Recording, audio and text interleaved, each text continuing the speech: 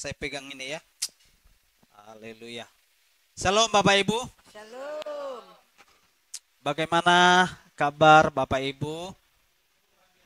Luar biasa. Haleluya. Senang rasanya boleh kembali ada di tengah-tengah Bapak Ibu ya. Saya untuk kesekian kalinya sudah ada bersama-sama dengan Bapak Ibu di sini. Untuk itu saya mengucapkan terima kasih pada Bapak Gembala dan Ibu dan semua staf yang ada di tempat ini yang memberikan waktu, kesempatan kepada saya pada saat ini. Kalau tadi kita siapa yang mau bersaksi? Sebetulnya ada yang ingin mau menyampaikan isi hatinya, kebaikan Tuhan, tapi mungkin udahlah nanti aja. Soalnya kita hari ini agak beda. Ini hari ulang tahun Pak Gembala. Jadi lain kali aja bersaksinya. Biar cepat-cepat. Jadi saya juga khotbahnya tidak lama-lama, cepat-cepat saja. Haleluya. Iya. Saya nanti akan bersaksi kepada Bapak Ibu ya, karena memang pengalaman kasih Tuhan itu dalam hidup kita itu perlu kita bagi. Dan tidak ada di sana sesuatu yang dibuat-buat, sesuatu yang di setting begitu ya. Jadi sungguh-sungguh saya mengalami bagaimana kasih Tuhan itu telah menopang dan membawa saya ke titik hari ini. Tapi kita akan membaca firman Tuhan dulu sebelum kita mendengar nanti kesaksian saya. Untuk sebagai pijakan firman Tuhan hari ini saya mengambil dari Mazmur 90 ayat 12. Satu ayat saja. Bapak Ibu yang punya Alkitab atau Alkitab gadget ya. Nah, jadi suatu ketika saya pernah berkhotbah, lalu karena saya pakai handphone, pakai begini saya diprotes. Katanya, wah ini kenapa Bapak pegang seperti itu? Jadi di zaman sekarang ini memang semua sudah serba bagus ya, serba baik. Karena ketika kita membaca, memegang handphone, di situ ada Alkitab yang kita sudah download begitu, itu bisa berbagai versi bahasa Bapak Ibu. Bahasa Batak Toba ada di situ, bahasa Sunda ada di situ, bahasa Jawa, semua ada di situ. Jadi ketika kita kurang paham, kita bisa ganti. Itu sebenarnya. Jadi teknologi itu tidak membuat kita jadi rapuh ya, tapi membuat kita supaya lebih memahami. Mazmur 90 ayat 12. Sudah ketemu ya Bapak Ibu? Kalau tidak berkeberatan, saya undang kita semua untuk bangkit berdiri. Kita membaca dengan keras-keras. Mazmur 90 ayat 12. 2, 3. Ajarlah kami menghitung hari-hari kami sedemikian, hingga kami beroleh hati yang bijaksana. Amin. Silakan duduk Bapak Ibu. Ini adalah satu doa, ungkapan hati dari seorang yang bernama Musa. Musa ini meminta kepada Tuhan agar dia diajari menghitung hari-hari hidupnya dan juga bangsa Israel. Dalam perjalanan mereka dari Mesir, kemudian di padang gurun, sebelum masuk ke tanah Kanaan, itu sebenarnya bangsa Israel itu mengalami naik dan turunnya mengiring Tuhan. Kadang setia, kadang tidak, kadang mendengar, kadang pura-pura nggak dengar. Jadi dalam perjalanan hidup pun kita sebenarnya seperti itu. Kita ada naik turun, ada naiknya, ada turun. Kita tadi, ini hati kurang mood. Jadi agak malas nih ke gereja. Saya banyak pikiran. Ini belum beres, udah datang yang sana.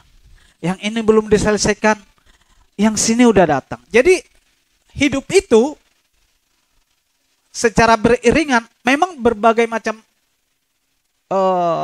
suasana dan situasinya.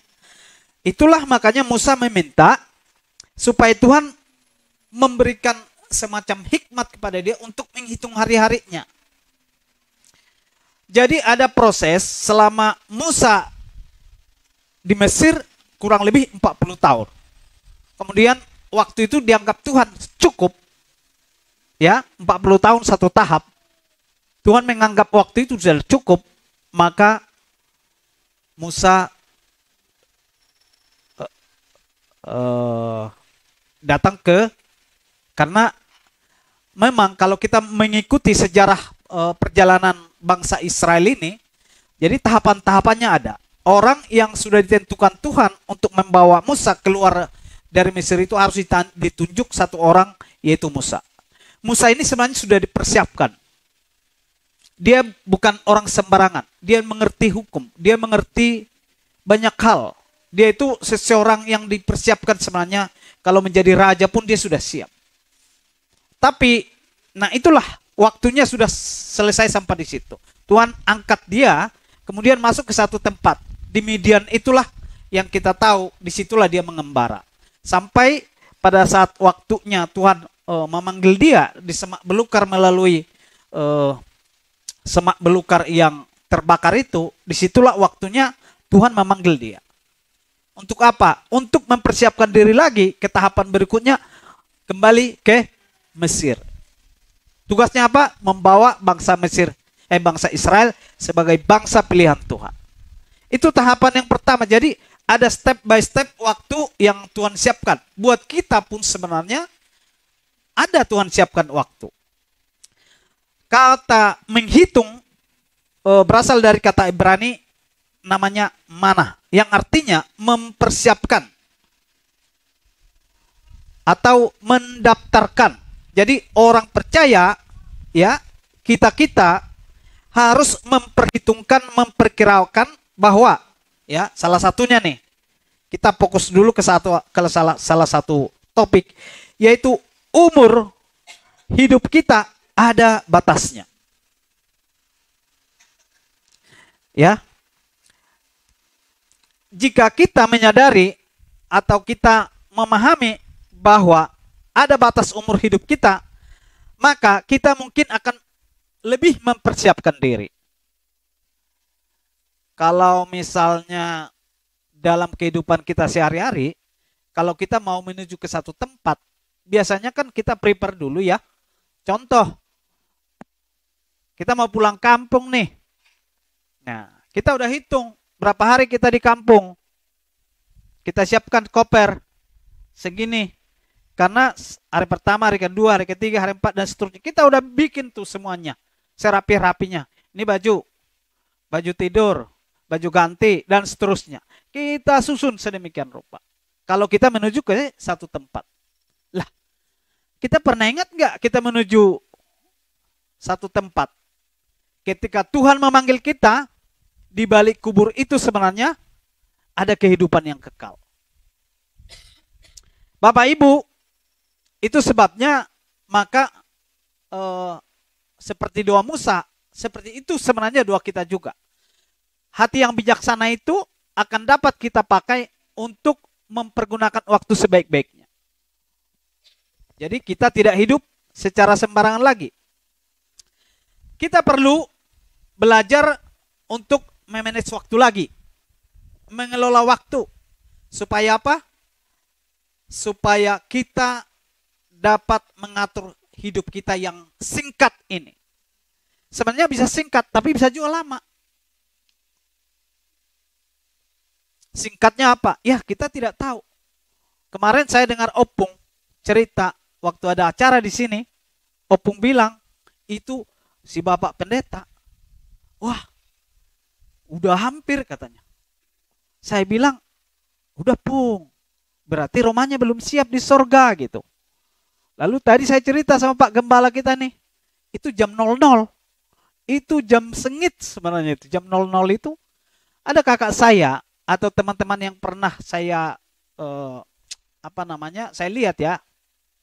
Jam 11 sampai jam 1 atau jam 2 itu sebenarnya masa tubuh kita untuk kalau istilah medis apa ya, memperbaiki sistem tubuh kita ya.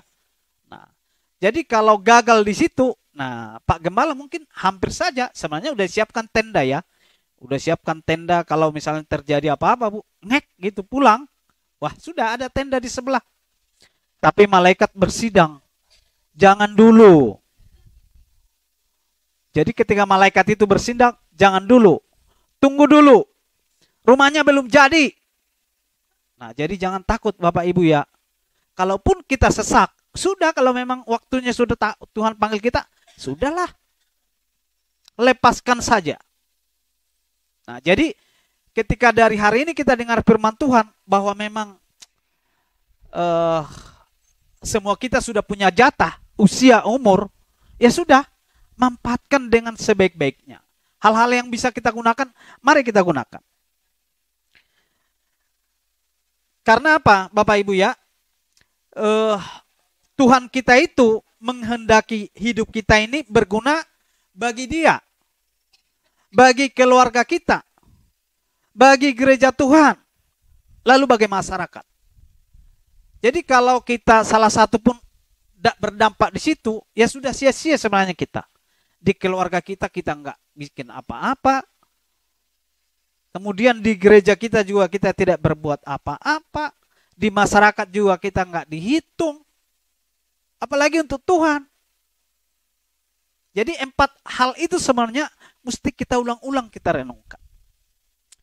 Untuk itu Bapak Ibu ada 2 poin yang akan saya bagi kepada kita. Yang pertama ya, kita harus selalu sadar bahwa betapa sedikitnya dan terbatasnya hari-hari hidup kita di bumi.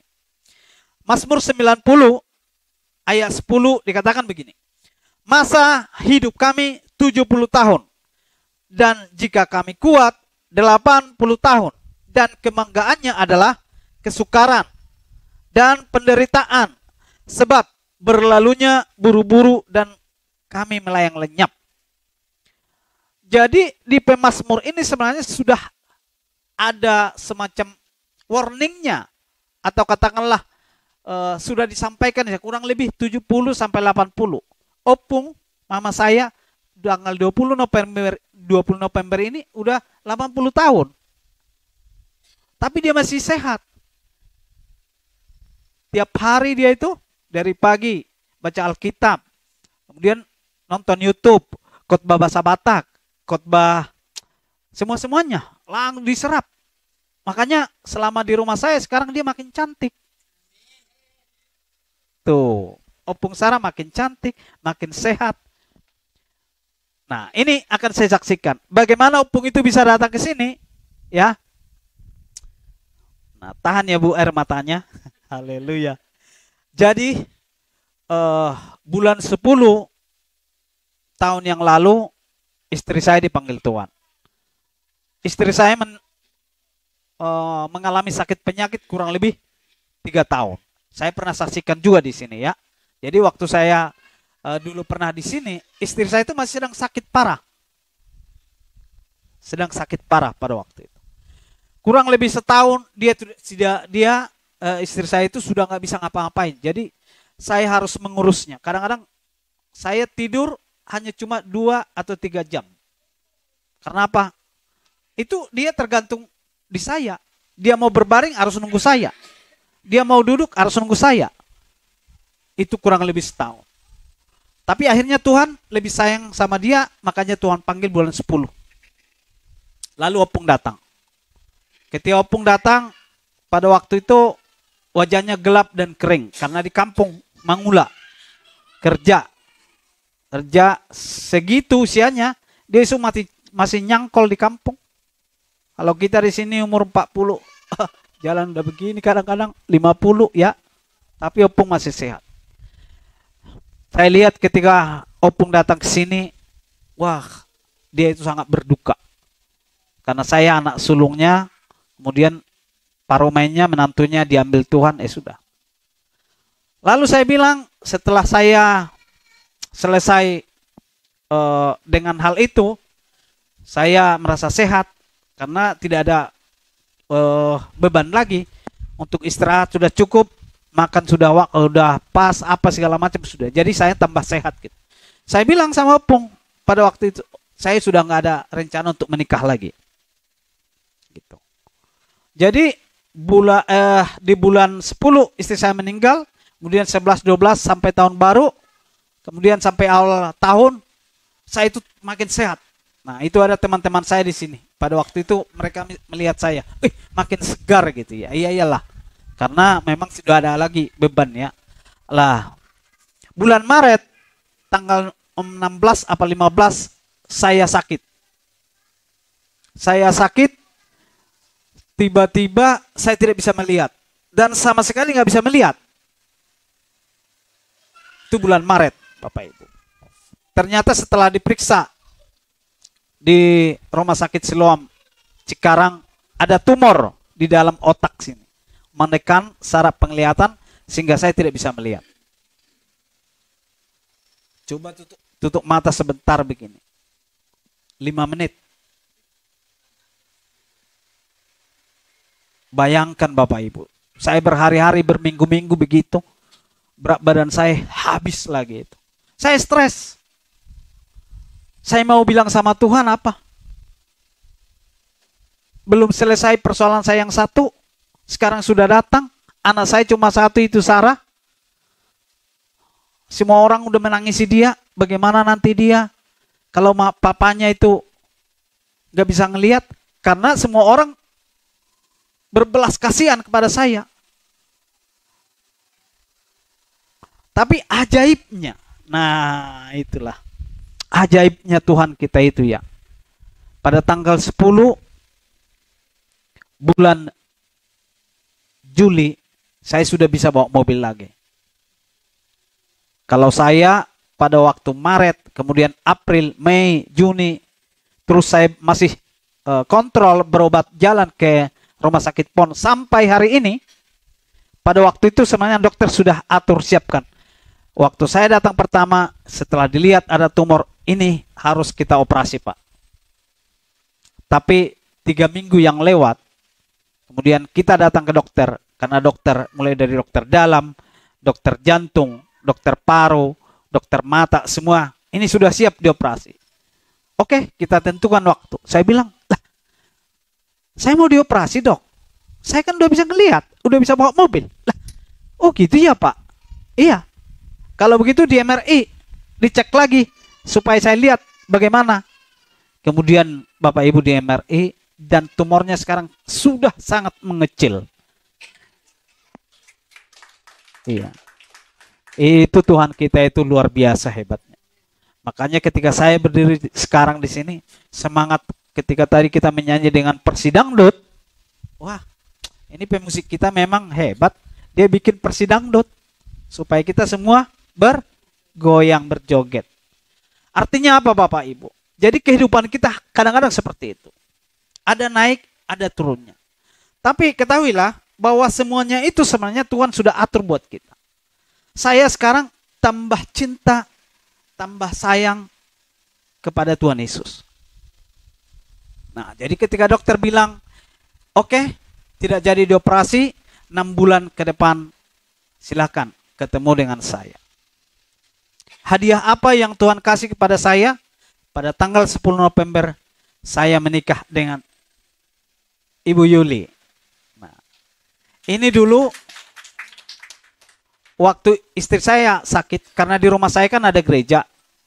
Ada gereja, di sana ada sekolah minggu yang kita layani. Nah, dialah pada waktu itu menjadi guru sekolah minggu. Dan ketika saya sakit di rumah sakit, mata saya tidak bisa melihat. Dialah yang mau mengurus saya. Yang menuntun kemana, kamar mandi, menuntun, membawa saya ke rumah sakit. Pada waktu itu saya belum punya hati apa-apa sama dia. Serius. Gitu. Jadi, kalaupun dia baik kepada saya, karena apa? Ibu Yuli ini pun punya status yang sama dengan saya, Bapak Ibu. Suaminya meninggal 4-5 tahun yang lewat. Karena sakit, dia mengurus sampai suaminya meninggal. Lalu dari Semarang, rumahnya dijual, KP-nya, usahanya dijual, semua hasil penjualannya diserahkan kepada gereja. Gila enggak? Itu dia statusnya pada waktu itu sudah sendiri. Waktu itu mereka punya usaha, menurut kesaksiannya nih. Jadi dia punya KP, punya restoran, kurang lebih begitu, ada rumahnya. Mereka jual semua, dia jual semuanya. Lalu dibawa ke gereja, dikasihkan ke gereja. Dia datang ke Bekasi ke rumah kakaknya tanpa bawa apa-apa. Masuk ke Menara 2, kurang lebih 3 tahun. Di sana dia digembleng semakin cinta Tuhan. Lalu entah bagaimana, makanya dia dikirim ke Cikampek Baru. Istri saya pada waktu itu masih ada, Bu, masih sakit.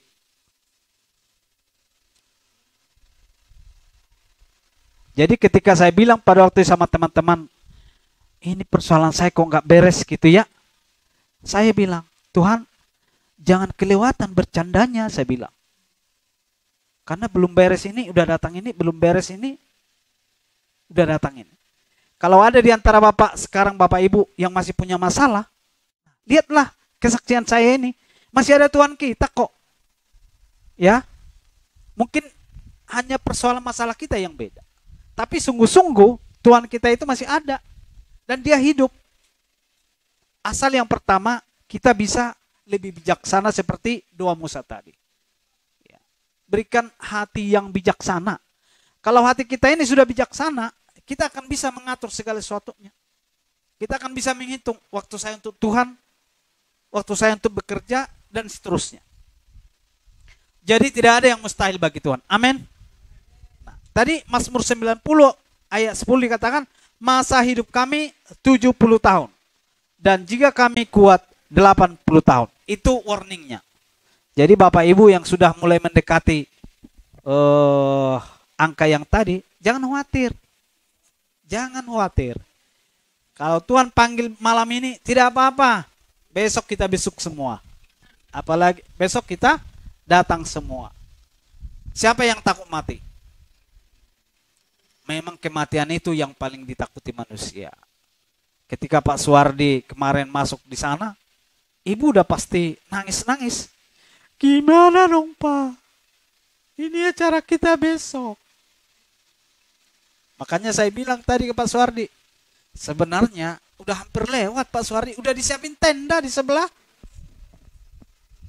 Tapi itulah pikiran kita memang seperti itu. Tapi Tuhan punya cara yang lain. Yang kedua, ya kalau tadi kita harus menyadari bahwa waktu kita di dunia ini hanya sedikit saja. Lalu yang kedua, Bapak Ibu.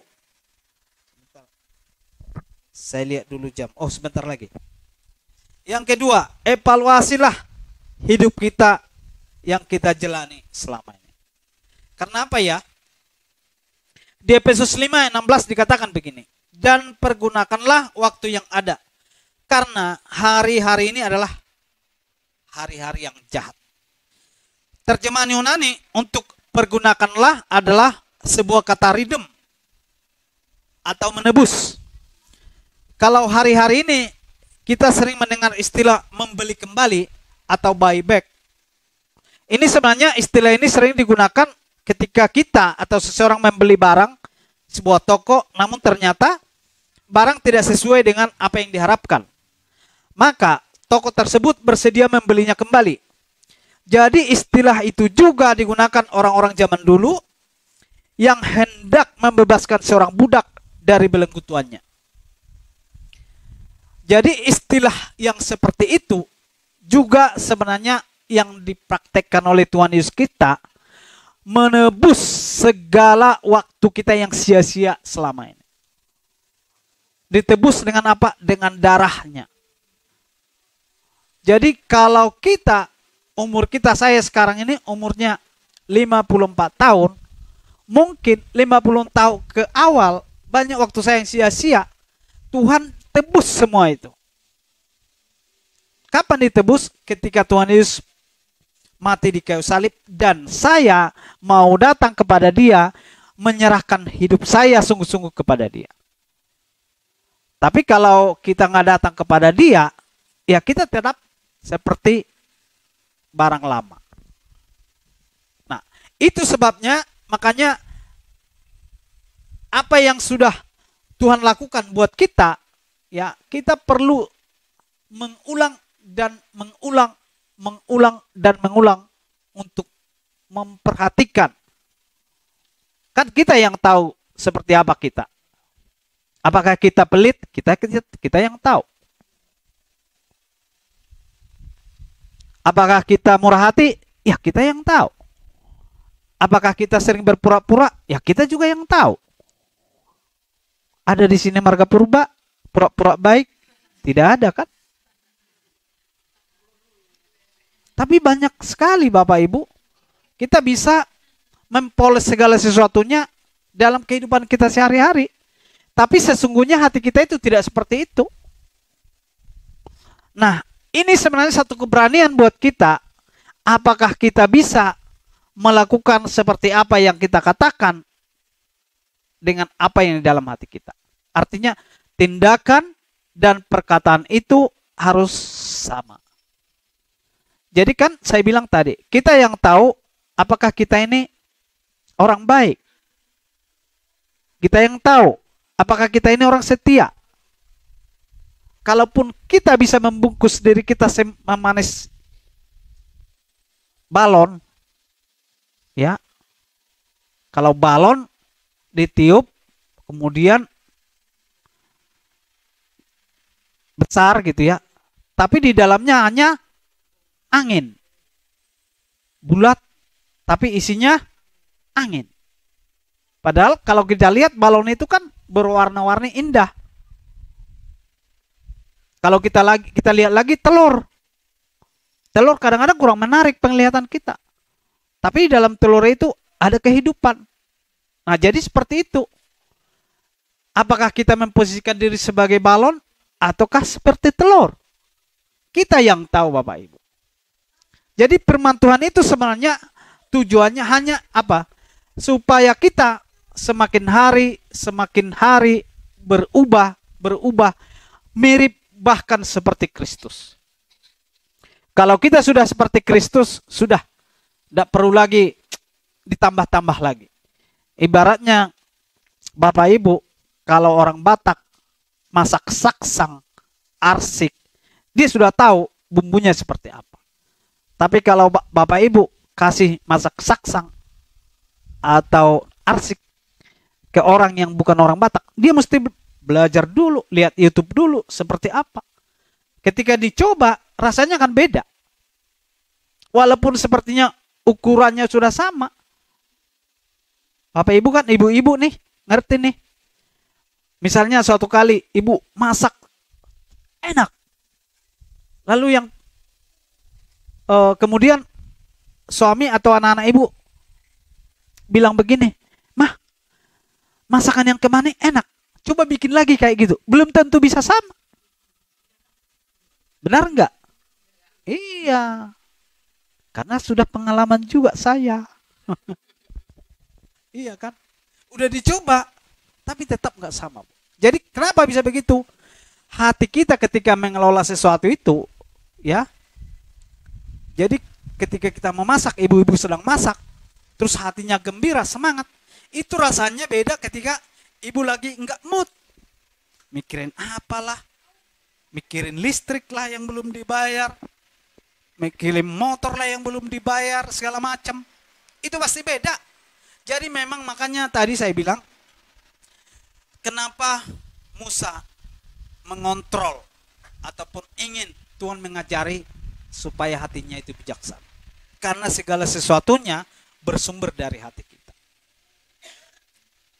Itulah Bapak Ibu, makanya Tuhan Yesus Kristus kita yang hebat dan ajaib itu sudah membeli segala kekurangan kita. Supaya ketika hari ini kita mendengar firman ini, besok kita mulai memperbaiki bagaimana cara melangkah kita. Yang ketiga adalah bersyukur. Mazmur 139 ayat 13 sampai 14 dikatakan begini. Sebab engkaulah yang membentuk buah pinggangku, menenun aku dalam kandungan ibuku. Aku bersyukur kepadamu oleh karena kejadianku dahsyat dan ajaib. Apa yang kau buat dan jiwaku benar-benar menyadarinya. Jadi kita ini bukan sembarangan kaleng-kaleng Bapak Ibu ya. Kita itu produk yang sungguh-sungguh luar biasa. Bukan produk gagal. Kalau kita lihat di satu katakanlah perusahaan, itu ketika mereka membuat memproduksi satu barang misalnya, kadang-kadang ada produk gagal Bapak Ibu. Nah, ketika terjadi produk gagal, produk gagal itu akan dikumpulin. Setelah dikumpulin, maka kadang-kadang mereka potong-potong, cincang gitu ya. Misalnya sepatu lah dibuat, kemudian produknya produk gagal atau apalah gitu ya. Itu nggak dipakai kan. Jadi kita semua ini adalah hasil rancangan Tuhan kita yang ajaib dan dahsyat itu. Jadi kita semua Tuhan pakai dengan luar biasa. Karena apa? Memang cara kerja Tuhan itu unik. Berapa miliar manusia yang ada di dunia ini? Gak ada yang sama Bapak Ibu. Kita aja di sini saya perhatiin dari tadi gak ada yang mirip. Gak ada yang mirip.